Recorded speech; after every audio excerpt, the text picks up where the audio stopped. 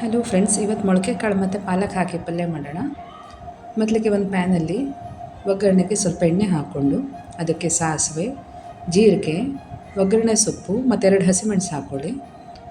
ಹಾಗೆ ಒಂದು medium size ನೀರುಳ್ಳಿ ಮತ್ತು ಒಂದು ಸಣ್ಣ ಟೊಮೆಟೊವನ್ನು ಹಾಕ್ಕೊಂಡು ಚೆನ್ನಾಗಿ ಫ್ರೈ ಮಾಡ್ಕೊಳ್ಳಿ.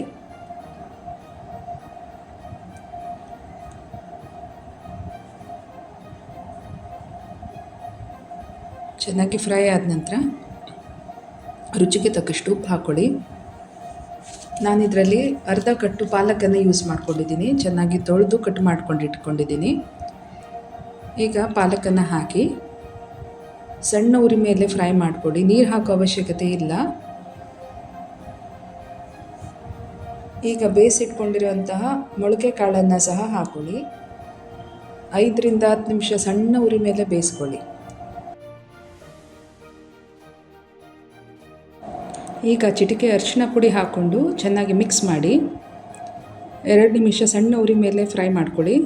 ಚೆನ್ನಾಗಿ ಮಿಕ್ಸ್ ಮಾಡಿ ಆಯಿತು, ಪಲ್ಯ ರೆಡಿಯಾಗಿದೆ. ಬಿಸಿ ಬಿಸಿ ಚಪಾತಿಯೊಂದಿಗೆ ಸರ್ವ್ ಮಾಡಿ. ಎಂಜಾಯ್. ಬಾಯ್ ಬಾಯ್.